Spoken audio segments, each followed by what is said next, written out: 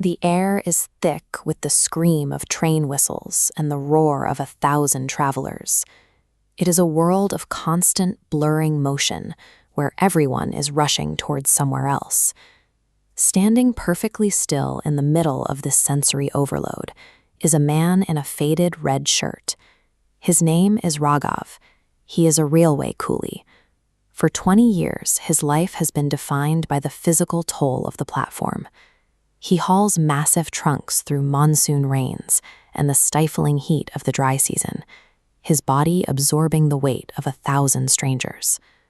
To the people who hire him, he is a piece of the station's machinery. They toss coins into his hand without looking up, treating him as a tool meant for nothing more than moving cargo. Raghav is an invisible figure, known to the world only by the heavy luggage resting on his shoulders. But every evening, the noise of the trains fades. Raghav leaves the station behind and returns to the quiet of his home. He sits with his son, Arjun, and begins their nightly ritual. He asks the same question every time.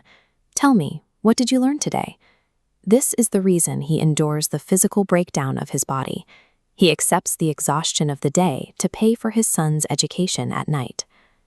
One evening, a wealthy businessman arrived with 6 enormous suitcases. Raghav carried them all across 3 massive platforms, his uniform turning dark and heavy with sweat by the time he finally set them down. The businessman noticed a torn school notebook sticking out of Raghav's pocket and laughed. He asked why a man who hauls bags for a living would spend his meager earnings on a private school. Raghav looked toward the departing train and told him, "I don't want him carrying luggage. I want him carrying dreams." Raghav treats the station as a forge, a place where his own physical exhaustion is traded for his son's future opportunities. As the years went on, the sacrifice became more difficult to sustain. Inflation rapidly rose, and medical bills began to endlessly pile up. Friends and neighbors told him to be realistic. They urged him to pull Arjun out of school so the boy could start earning a wage to help. While living costs and medical debt spiked, his earnings remained flat.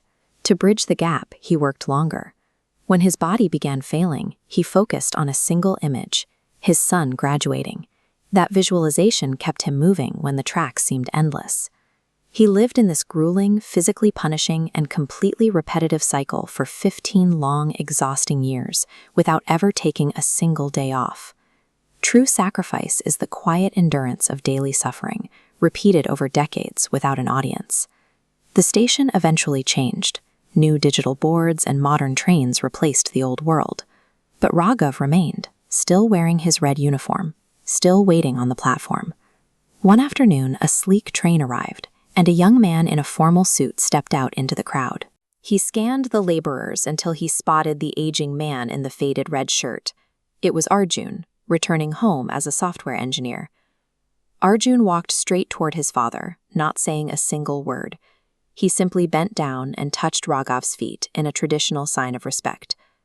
The platform went silent. The travelers who usually ignored the coolies stopped to watch.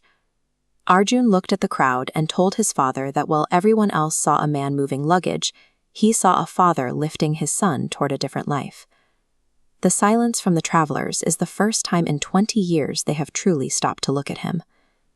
That evening, father and son sat on a quiet bench overlooking the tracks as the sun began to set. Arjun asked if Raghav ever regretted giving his entire life to the station. Raghav watched a train disappear into the distance and explained that every suitcase he carried had a destination. His own sacrifices were no different. The people on the platform no longer see a man defined by a red uniform. They see the labor that allowed his child to escape. True greatness is measured by the dreams you carry for someone else, ensuring they never have to carry the same burdens you did.